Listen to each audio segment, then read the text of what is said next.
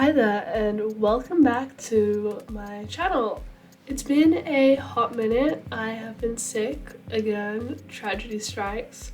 It's also been exam week, but exams are done, so I have like 3 months off of uni, which means expect a lot of content because I have no life. Okay, so without further ado, let's get into it. I am a bit late to the game. Obviously I already posted these months ago, but I did it. So here is my 2023 renewed driver lineup predictions. Because obviously, especially in the last couple of weeks, silly season started and it has started early. So yeah, let's get into it. Here is the current lineup. The drivers who are technically out of contract next year. So we have Fernando, my new Joe, both the Haas drivers, both the Alpha TAURI drivers, Stroll, technically, and both the Williams drivers. But there are a couple of other people on the grid who technically do have a contract but could leave, and that's what makes it interesting. So we're going to start with probably the most obvious pairing on the grid, Red Bull, obviously keeping the same. Max has such an insanely long contract with them, like what, 2028? Checo just signed on again after his brilliant performance in Monaco. So yeah, Red Bull keeping the same, like one of the best on the grid at the moment. Currently 1-2 in the championship. Literally zero reason to change it. So Ferrari, again the same boat as Red Bull. They're not changing. Charles, obviously, Ferrari's golden boy. He's not going anywhere for a long time, despite Ferrari's issues. Carlos, despite his recent not-so-great form, has again signed on, and realistically I don't see anybody else going into the seat either. I would say Mick Schumacher, but he's performing worse, so, you know, Ferrari keeping it the same. And once more, very boring, Mercedes. George, incredible this year. We love George. Okay, top 5 finish in every race. Most consistent driver on the grid at the moment. No longer Mr. Saturday. Mr. Consistency. Okay, Lewis, I believe he will stay. He does have that contract in place, but again, contracts don't count for much in Formula One. I do, however, believe Lewis will stay despite some retirement rumours at the start of the season over the way last season ended, and with the car not performing brilliantly this year. Despite that, I still think he's going to stay. So yeah, he might retire at the end of next year though if Mercedes doesn't improve. McLaren, that's where things get interesting. So both the drivers are signed on for next year. Lando again, little golden boy, he's leaving McLaren for a while. But Daniel, this gives me pain as an Australian fan, but there's the possibility of Daniel leaving, and I don't see him going anywhere else. However, it has been said that it's not up to the team whether he leaves, it's up to Daniel. Will he want to stay, especially with the way that they favour Lando? Clearly there's an issue at McLaren over who's the first driver in that team. Now, if Daniel was to leave the team, there's a couple of options that they've spoken about that they've got lined up. Obviously we have Pato in McLaren's IndyCar team, obviously connected to the F1 team through the IndyCar team, both are owned by McLaren, and he's done a couple of tyre tests for the team last year. I don't know if he's the reserve driver or not, he might be the reserve driver, couldn't tell you, maybe one of the junior test drivers that gets a go at FP1 this year. Option 2 is Colton Herta, another young IndyCar talent. Obviously Zach Brown, being American himself, he wants an American driver in F1, but he is with Andretti, and Andretti has said they want to enter F1, so who knows. Now, this final option is a bit left of field, just a little. Pierre Gasly. Now, Pierre probably doesn't want to stay around at Red Bull for much longer. In my opinion, he does need to leave ASAP because he isn't getting promoted up to the top team. What's he going to do, stay at AlphaTauri, the junior team, for his entire career? He's not going to want to do that, right? And he obviously doesn't want to go back on the grid, so really the only possible place is McLaren. I do think Daniel will stay at McLaren next year. I don't see him going anywhere else. And it's the fact that Daniel sort of decides whether he leaves or not, and not McLaren at this point, that I think he will stay next year because there isn't anywhere else for him to go. Okay, another team that could be potentially very interesting, ALPINE. Ocon is obviously confirmed for next year, so who does that second seat go to?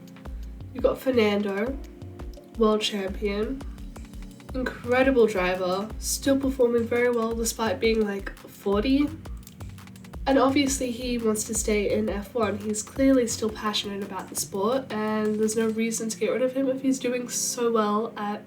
However, he might be forced to retire because there is an incredible young Aussie talent waiting in the wings, Alpine Junior Oscar Piastri. Now I have a whole video on my channel talking about who Oscar Piastri is and why I think he deserves a seat in F1 because I am extremely passionate about this topic. Yes, so Oscar Piastri, incredible young talent, F2 champion, all of the above, current reserve driver for Alpine. However, I don't think he's going to Alpine for next year. More on him later. I think Fernando will stay for one more year and then Oscar will get the call up into the Alpine team if another team doesn't snatch him up. Next up we have Alfa Romeo. Bottas is obviously confirmed for next year, which is part of the reason why he's signed with Alfa Romeo, is so he can have a multi-year contract deal, and he does, and he is performing incredibly well in that car. Now the second seat, Zhou Guanyu. I was surprised. I didn't have a lot of faith of him going into this year. That sounds really bad, but he didn't win F2, Oscar did, so I thought Oscar deserved the seat, but I'm just passionate, that's it. He is obviously talented, we can see that now, scoring points in his first F1 race. He recently has had such bad luck, like 3 DNFs in a row, none of them his fault, all of them technical failures, so I feel sorry for the guy.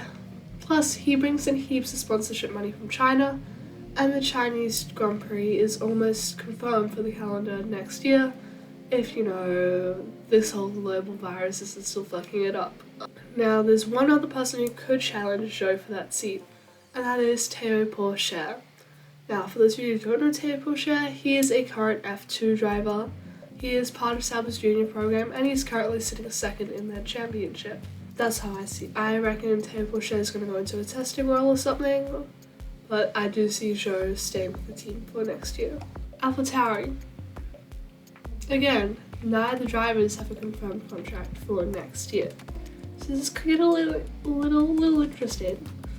I think Yuki will stay for next year. I mean, last year wasn't the best for him. This year Pierre hasn't actually wiped the floor with him, so for that reason I reckon he will stay. However, again, it's that second seat, baby. Who's it gonna go to? Obviously, we have Pierre Gasly. But again, Gasly might not want to stay there, but he also doesn't want to move further down the grid. However, in my opinion, as I've said previously, he shouldn't stay with the Red Bull family much longer, otherwise he's not going to be able to get out of it. And on top of this, Red Bull has so many junior drivers in F2 at the moment, it's insane. You have Lawson, you have Vips, Halga, Ausa, Deruvula, all in F2. They have 5 extremely talented drivers all in F2 and just 1 or 2 seats in F1 to put them in. I personally believe that it is most likely going to be Yuri Vips or Liam Lawson. Obviously, neither of them are at the top of the championship. In fact, Deruvula is doing the best out of these 5 drivers. However, Vips and Lawson both have testing roles in F1, Vips with Red Bull, Lawson with AlphaTauri. And in my opinion, that second seat's going to go to whoever finishes highest in the championship out of those 2 drivers. And as much as I want that to be Liam, as much as I want that, especially after the heartbreak of DTM last year, not over it, basically, I think that's probably going to be Yuri Vips. He was so close to winning him back this weekend. I think Vips for that second seat. Okay, Haas. This is very boring. K-Mag is gonna stay. Done an incredible job so far this year, 5th in his return to F1. However, Mr. Mick Schumacher, Your whole future is being called into question here, buddy. I want Mick to stay in the sport. I think he's a lovely human. Obviously, Schumacher. I want the kid to do well. Kid, he's older than me. I want the guy to do well. Obviously, wins an F2. He's not a slouch. Again, I have a whole video coming out about Mick Schumacher and why he needs to step the fuck up, okay? However, I don't see anyone else in the seat. Maybe Théo Pourchaire. Maybe. Purely because of the Ferrari links with Haas and Alfa Romeo. Maybe Théo Pourchaire gets that seat, but personally, again, I think the lineup's gonna stay the same. Okay, so Aston Martin. Hear me out here. This is again a little bit of a left field call from me. Stroll is gonna stay. Obviously, Daddy Stroll just keeps pumping the money into that team. Daddy Stroll owns that team. Vettel, on the other hand, technically, again, has a contract for next year, but he might still retire. If Aston Martin doesn't improve that car, I don't see Seb staying around any longer, especially because he was able to have those couple of weeks off at the start of the year because he got COVID. I don't know if he wants to stay around anymore, and that really does pain me to say because obviously I love Seb. Who doesn't love Seb? However, if he does retire, Gasly to Aston Martin. Gasly to Aston Martin. Now, I said he didn't want to go back, but Aston Martin has been improving, though that completely contradicts my point about Seb retiring. Anyway, I reckon he'll go to Aston Martin if he doesn't stay with AlphaTauri. And the last team on the list, Williams. Albano, he's gonna stay, doing an incredible job. He's placed 9th, he's placed 10th, 11th, 12th. So in about half the races this season, he's either finished in the points or close to it, which is incredible considering Latifi hasn't scored a point at all. I reckon Latifi is out. Jos Capito and Williams have come out and said they don't need Latifi's money no more. So, who do I think he's gonna go? Piastri. I mean, it's all but confirmed at this point, right? There are so many rumors, even of like a mid-season switch for Piastri. Now that I would like to see. And Piastri might be driving at Silverstone in a couple of weeks, so that's exciting, although I don't think he'll be in the actual race. If he is, Albano and Piastri for Williams next year. I know this video was kind of a mess, but here is my final predictions. This is me signing off. Let me know your predictions in the comments below. Is there any drivers that you agree with, specifically disagree with? Anybody who I forgot from the junior formulas who could... Oh my god, I completely forgot to talk about Djokovic. The guy who's literally leading F2 at the moment. He's like, oh, Djokovic house. Can I see that? He's not affiliated with any teams. That's his problem. He doesn't have that affiliation, but he could have it. Yeah, this is me signing off, and laters.